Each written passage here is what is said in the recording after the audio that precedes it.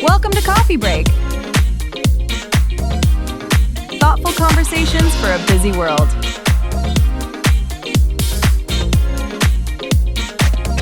Let's begin. Right now, literally at this exact second, there are millions of people waking up, looking in the mirror, and just intentionally triggering the exact same neurochemical response in their brains as if they were being, stalked by a predator. Yeah, it's a completely manufactured crisis. Exactly. Yeah. They're looking at their reflection and just hurling insults. They use guilt, shame, and this really deep self-loathing as an alarm clock. Right, and the wild part is they actually think they're building discipline. Yes. But neurologically, they're just traumatizing themselves. Think about it. Yeah. You set a goal, you create this incredibly rigid plan, you inevitably slip up because, you're human. Yeah. And then you just beat yourself up. You're convinced that if you just get tougher on yourself, if you just yell a little louder internally, you'll finally succeed. Right. So you buy the expensive planner, you set the alarm for 5 a.m., you map out this completely pristine, flawless trajectory for your life. Yeah. And it feels entirely under your control until day 4 arrives. It's always day 4, isn't it? Always day 4. The alarm goes off, it's pitch black outside, you are completely exhausted, and you hit snooze. And the trap snaps shut. Yeah. When you finally wake up, that pristine blueprint is just in ashes. And the internal monologue instantly turns hostile. You tell yourself you are lazy, you lack willpower, you are fundamentally broken. And you convince yourself that the only way to salvage your future is to just lock it down and punish yourself into compliance. Which is why we're here today. Mm-hmm. Because the human nervous system cannot distinguish between a physical threat in the environment and a psychological threat generated by your own internal monologue, right? That is the exact biological mechanism at play. When you attack yourself for missing that 5:00 a.m. alarm, your biology reacts exactly as if you're under physical siege. Your amygdala fires. It floods your system with cortisol and adrenaline. Wow. So you were initiating a literal fight or flight response against your own consciousness. Precisely. We have this deeply ingrained, almost universal reflex in modern culture where we just equate suffering with progress. Oh, totally. Like the whole no pain, no gain mentality applied to our actual self-worth. Yes, we believe that if a process doesn't hurt, it somehow isn't working. We weaponize our own guilt to force behavioral change, entirely ignoring the physiological and the psychological devastation it leaves in its wake. So we're looking at a motivational landscape that is completely counterintuitive to everything society teaches us about, grit, grinding it out, and the whole hustle mentality. It's a massive blind spot for high achievers. It really is. And that brings us to our source material for today. We are doing a deep dive into a profoundly dense and illuminating excerpt titled The Paradox of Self-Punishing Discipline. It's a fantastic text. It's incredible. And specifically, we are diving into a section called Why Discipline Fails When You're Using It to Punish Yourself. Right. From this text, we are pulling out a central, just uncompromising thesis that I think completely shatters the standard self-improvement narrative, and is this concept right here. Yeah. You cannot hate yourself into a version of yourself that you love. That is the core mission for this deep dive. We are going to rigorously unpack that specific thesis. And we really need to, because it sounds simple, but it's actually incredibly complex when you try to live it. Absolutely. We are going to deconstruct the mechanics of why that self-punishing reflex is not a tool for growth, but an active mechanism of self-sabotage.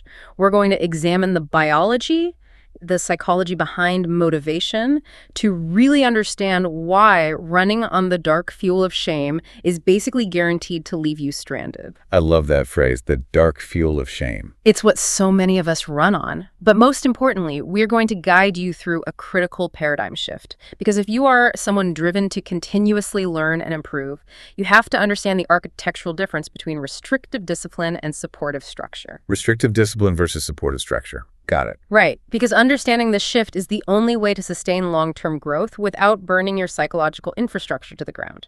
Okay, let's unpack this. The very title of the source material throws a massive wrench into our standard operating procedures right out of the gate. The paradox of self-punishing discipline. I want to start by putting that word paradox under a microscope. It's the perfect place to start. Because for a vast majority of people, punishment and discipline do not feel like a paradox.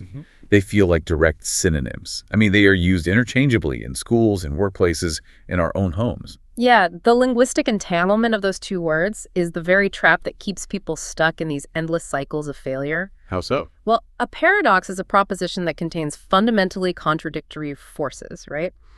To understand why self-punishing discipline is a psychological oxymoron, we have to isolate the two variables. Okay, let's isolate them. Look at the etymology of the word discipline first. It derives from the Latin word disciplina, which translates to instruction, teaching, or knowledge. Instruction and teaching. Right. And it shares its root with the word disciple, meaning a student or a learner. So the core fundamental nature of discipline is cultivation.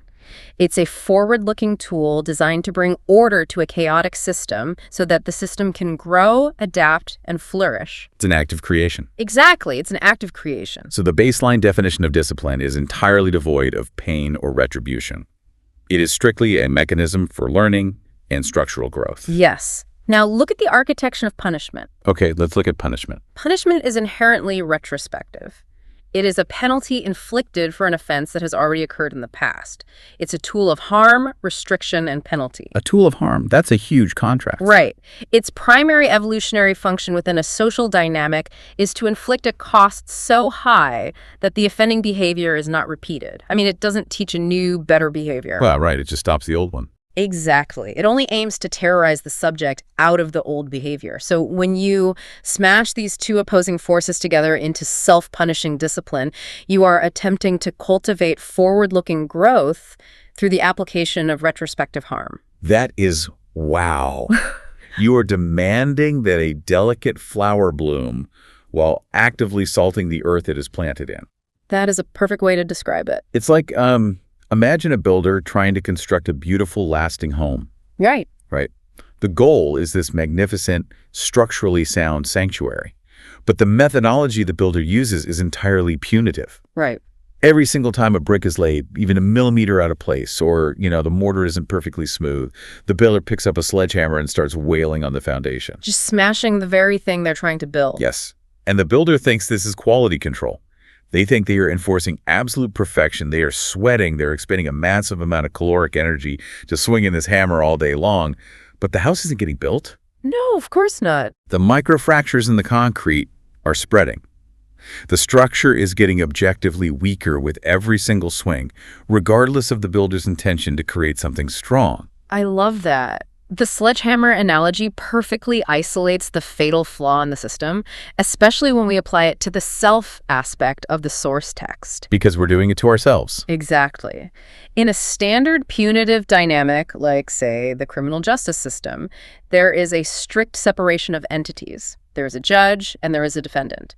The judge inflicts the penalty and the defendant absorbs it. The judge gets to go home at the end of the day. Right. The judge's house does not take damage when the defendant goes to prison. But in the realm of self-punishing discipline, that separation of entities just collapses entirely. You are the boulder, you are the sledgehammer, and you are the fragile foundation. So there was literally nowhere for the kinetic energy of that strike to go except directly into your own core infrastructure. Precisely. The psychological toll becomes absolute. The part of your psyche that is genuinely trying to learn, adapt, and reach a new goal is constantly being battered, bruised, and concussed by the part of your psyche that has taken on the role of the hostile warden. Man, concussed by your own mind. Yeah, and because these two entities occupy the exact same neurological space, there is zero opportunity for rest or recovery. I mean, the cognitive load required to simultaneously attack yourself and defend yourself drains the executive functioning required to actually do the work. So you're exhausting yourself just managing the internal conflict. Exactly. The very act of the punishment obliterates the psychological safety required for true discipline to take root. Okay, but I have to ask, if the sledgehammer method is so demonstrably destructive to our foundation, why is it the universal default setting for, like, all human beings? I mean, the subtitle of the source text is explicit. Why discipline fails when you're using it to punish yourself? Right. It says it fails. It doesn't say it's inefficient. It says it fails.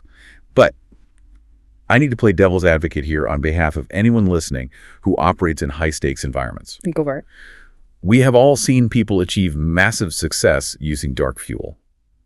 Look at elite athletes, military operators, high-powered CEOs. They've famously run on perceived slights, deep internal anger, and this absolutely ruthless, punishing internal monologue. The whole "I'm going to prove everybody wrong" mindset. Yes, they use fear and self-directed rage as a literal weapon to dominate their fields. So if self-punishing discipline is guaranteed to fail, how does this theory account for the people who reach the pinnacle of human achievement using exactly that method? Yeah. Doesn't tough love actually work sometimes? It's a really important pushback, but we have to dismantle the survivorship bias inherent in that observation. The survivorship bias, meaning we only see the winners. Exactly. You are looking at the absolute extreme outliers of genetic and psychological resilience and assuming their methodology is a universally sustainable blueprint for the human nervous system, which it is not. Now, let's be clear. Fear, shame, and anger do produce movement. Biologically, they are incredibly potent catalysts. This is the distinction between push motivation and pull motivation. Push versus pull. Break that down for us. So push motivation is driven by avoidance. You are pushed away from a negative stimulus, fear of failure, fear of poverty, or the internal disgust of feeling lazy. When you utilize push motivation, your amygdala signals the adrenal glands to flood your bloodstream with epinephrine and cortisol. You enter a state of hyperarousal. Right. It's a biological emergency override. The body prioritizes immediate explosive action over absolutely everything else. Exactly. It forces the body to treat a missed workout or, a failed business metric as a literal life or death crisis. And in the short term, this works brilliantly. A spike in adrenaline will force you out of bed at 4 a.m. It will make you run faster and lift heavier. So it does work. Temporarily. But human biology is strictly governed by the laws of allostasis and homeostasis. We are simply not designed to exist in a chronic, unending state of physiological emergency. Right. The body can't sustain a 5-alarm fire forever. No. Cortisol is catabolic. In high sustained doses, it literally breaks down tissue, it degrades the hippocampus, which impairs memory and learning, and crucially, it shrinks the prefrontal cortex. Wait, really? It physically shrinks the brain? Yes, and the prefrontal cortex is the exact area of the brain responsible for executive function, emotional regulation, and long-term planning. It is the literal biological seat of true discipline. Oh, wow. So by using the physiological emergency response to force discipline, you are actively destroying the exact part of your brain required to maintain discipline naturally. You are eroding the hardware. You are literally eating away at the very machinery you need. So those elite performers you mentioned who run on that dark fuel, they often pay a catastrophic hidden tax. Because we just see the highlight reel. Right. We see the trophies and the championships, but we do not see the hollowed out personal lives. We don't see the profound depressive crashes when the external validation stops, or the autoimmune disorders triggered by decades of chronic nervous system dysregulation. So they achieved the external goal, but the internal vehicle was driven to the absolute point of structural failure. Exactly. True. Sustainable accountability operates on pull motivation. You are pulled toward a goal because it is intrinsically meaningful, because it aligns with your core values, and because the pursuit itself generates positive psychological engagement.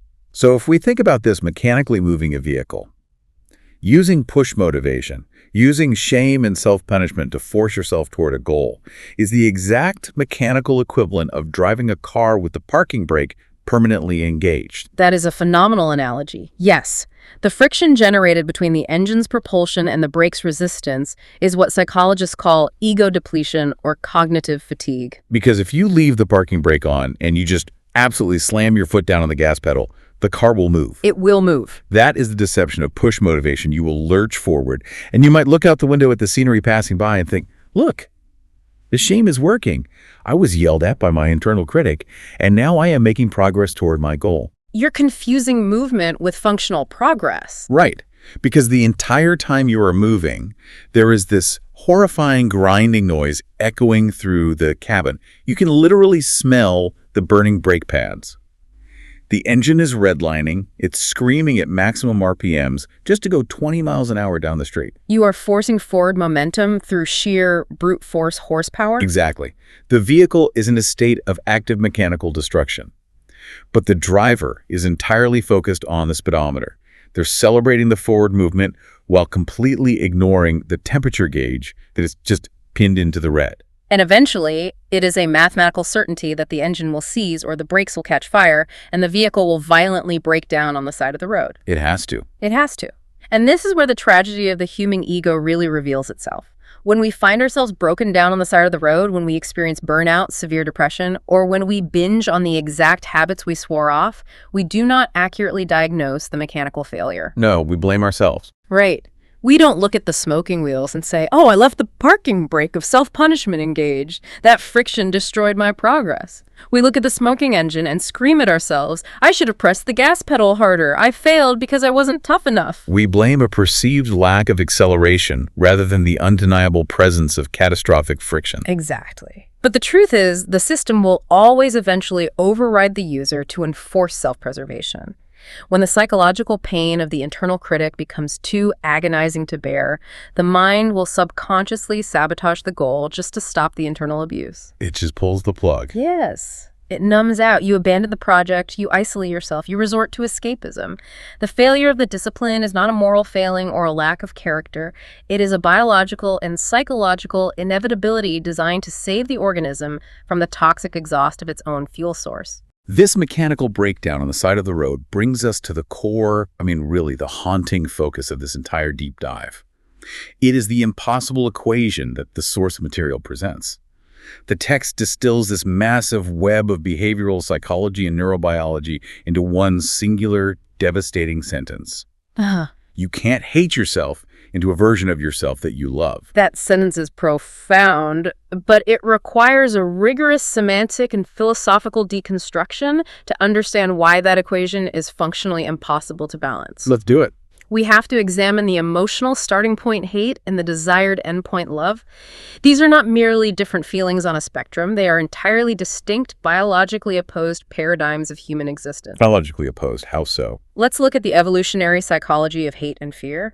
Hate is fundamentally an emotion of extreme constriction. When an organism feels hate or deep aversion, its psychological and visual focus drastically narrows. Tunnel vision. Exactly. It is an exclusionary mechanism designed to isolate a threat and destroy it. So when you turn hate inward, when your self-improvement is driven by disgust for your current body, your current bank account, or your current habits, you are telegraphing a continuous signal to your subconscious that you are an enemy combatant in your own skin. You are shrinking your psychological real estate. You are living in a bunker. Living in a bunker is perfect. Love, conversely, is an emotion of profound expansion.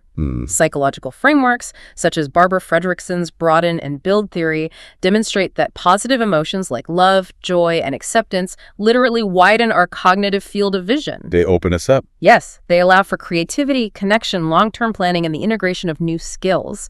Love is an additive state. So hate subtracts and constricts, love adds and expands. Right. The fundamental impossibility of the source text equation lies in the fact that you are attempting to use the ultimate tool of biological constriction to forge a state of psychological expansion. It just doesn't work. Because the methodology inherently dictates the reality of the destination. If your compass is calibrated to self-rejection, every step you take on that path is paved with self-rejection. Even if you arrive at the exact physical coordinates of your goal, the ground you are standing on is made of the material you used to get there. The material you used to get there, yes. Let's ask the listener to vividly imagine the future version of themselves they are currently grinding toward. Picture the entrepreneur who has finally scaled a business, right? Or the artist who has mastered their craft. Or the person who has achieved their absolute peak physical vitality. Whoever that future self is for you. Right. Now, what are the internal, emotional qualities of that future person? They are likely deeply grounded. They possess a quiet, unshakable confidence. They are at peace with themselves and their place in the world. That's the dream, right? That's the dream.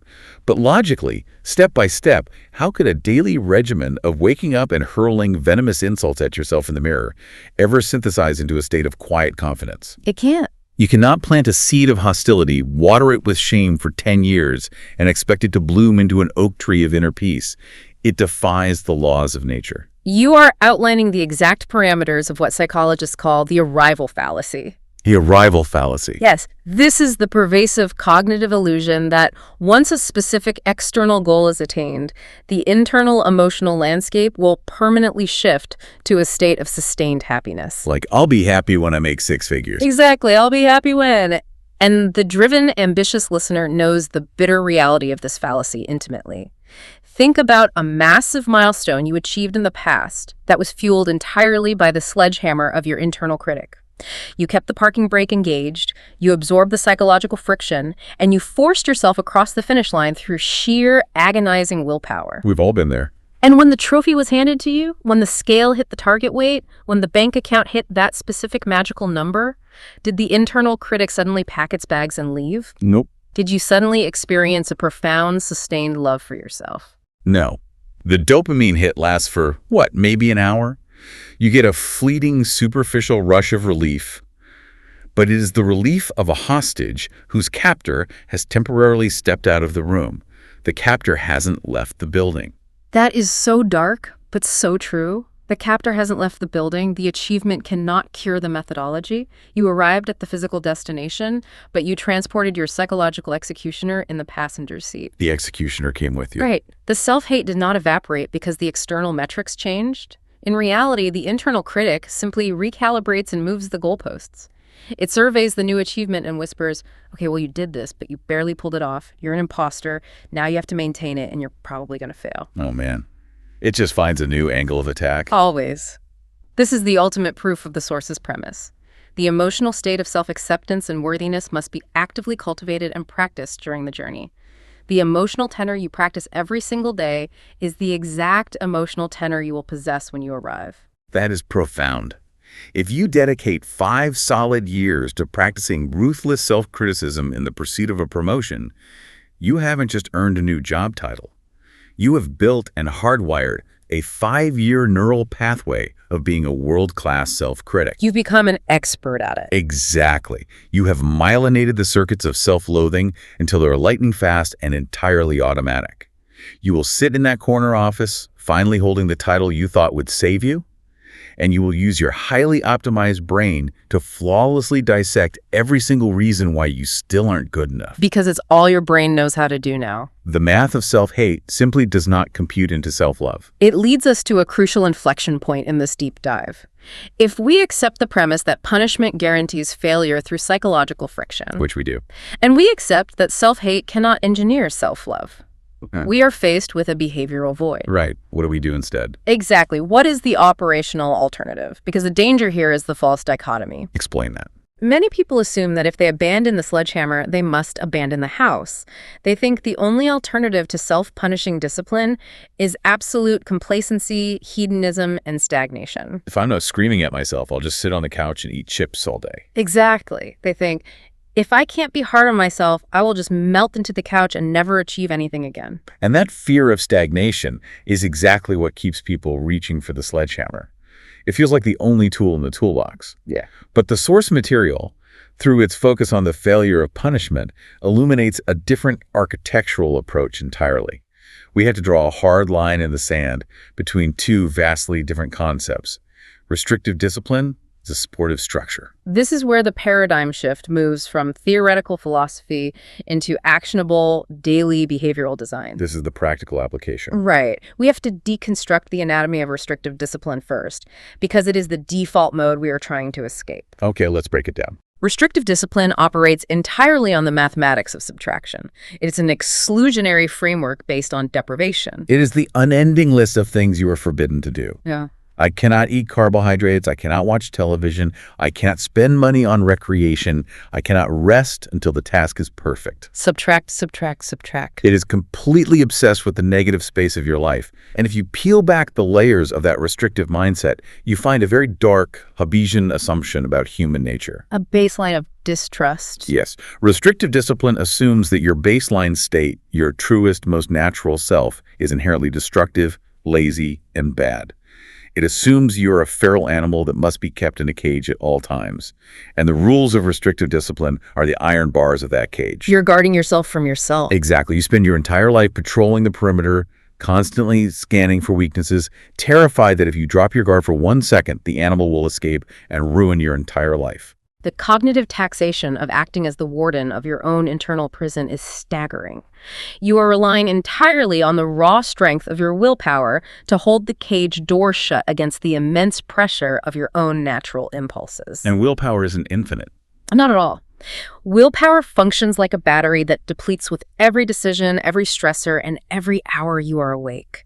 When you rely exclusively on restrictive discipline, your failure is algorithmically guaranteed. Because the battery eventually dies. Exactly. The moment that willpower battery drops into the red because you had a fight with your spouse, because you are sleep deprived, or because you are fighting a virus, the strength required to hold the door fails.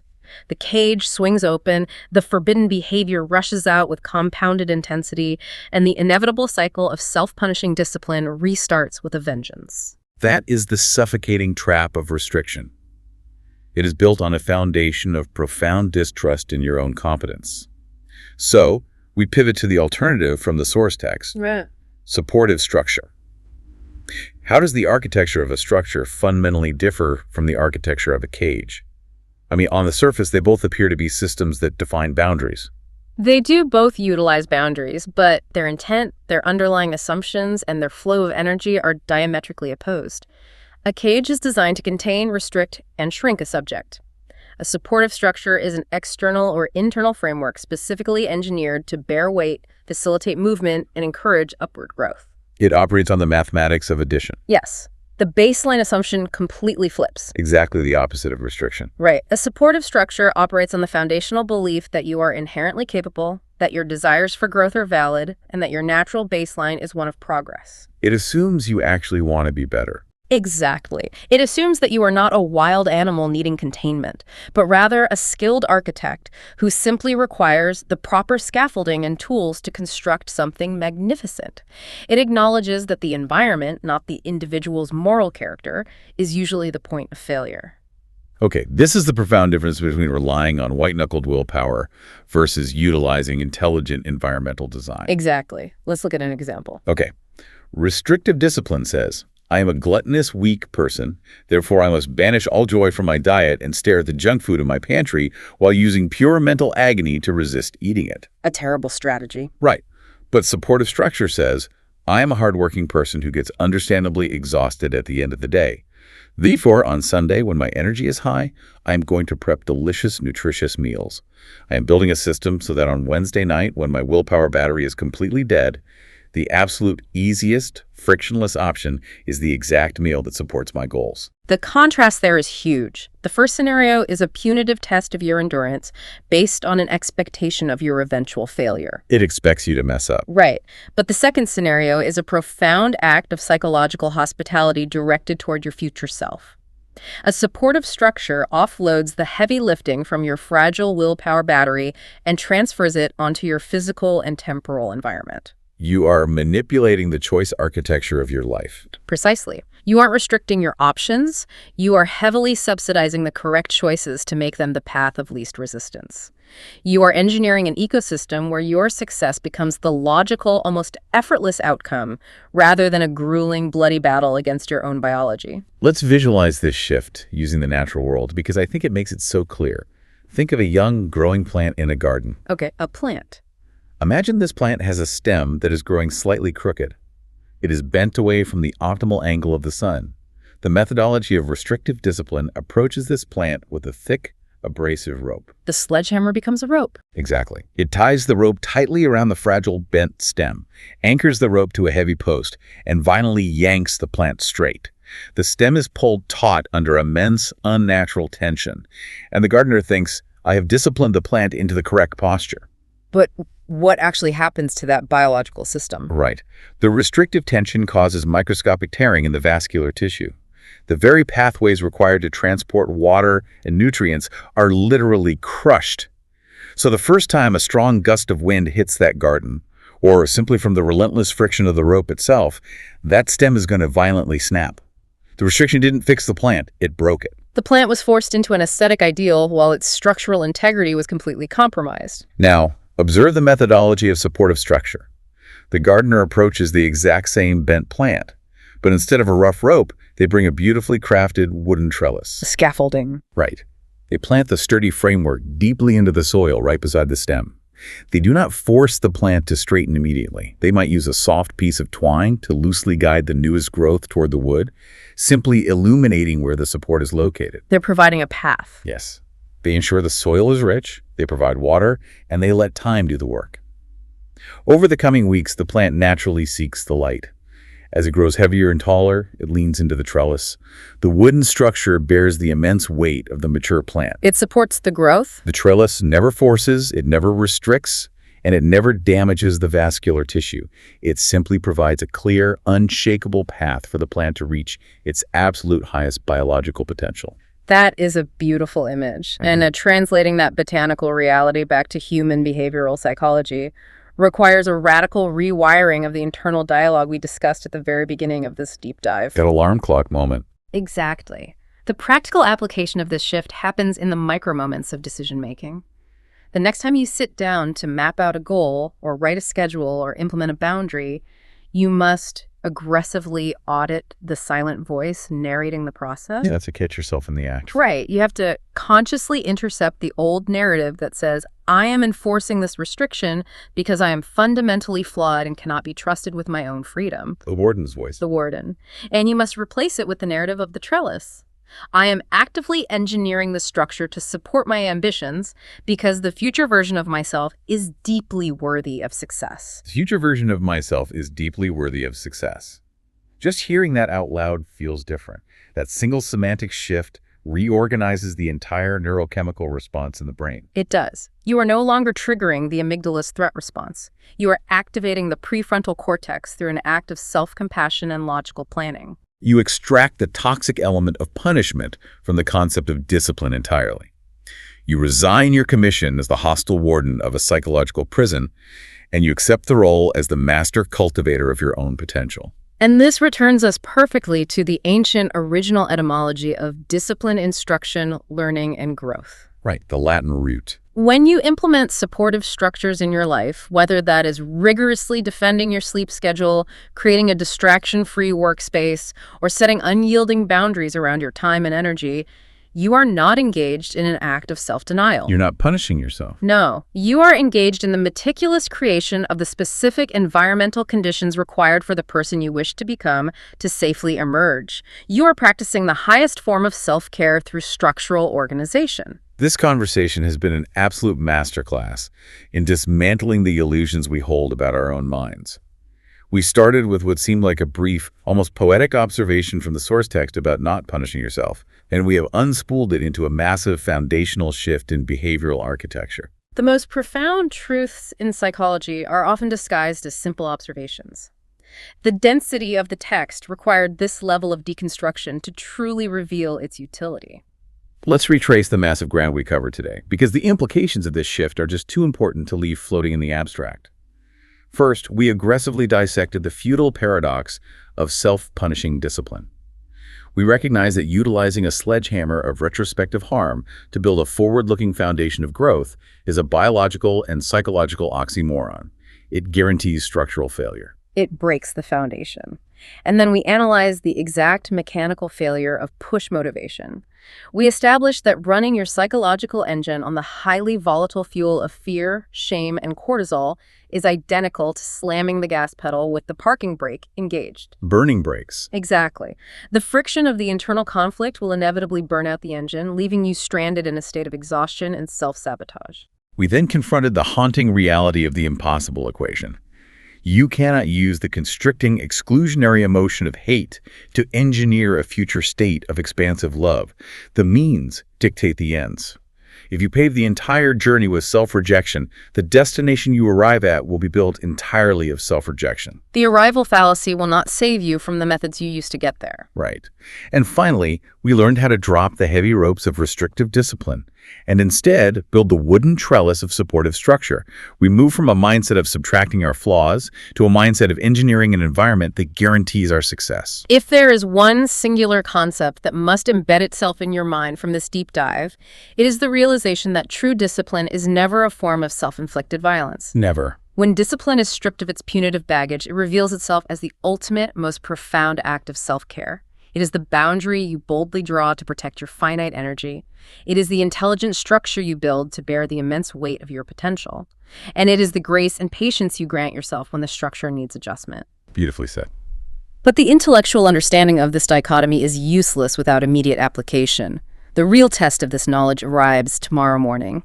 It arrives with your very next ambitious plan, your very next moment of failure, and your very next interaction with your alarm clock. That is the exact crucible where the theory becomes reality. And it brings me to the thought I want to leave you with today.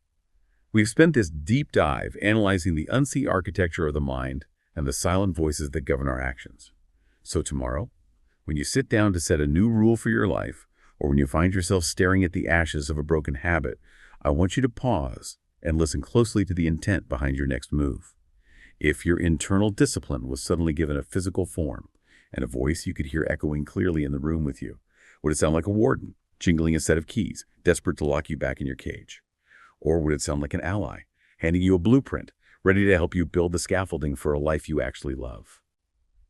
Thank you for joining us on this deep dive into the engineering of your own potential. Keep auditing those voices, keep building those beautiful trellises, and we'll see you next time.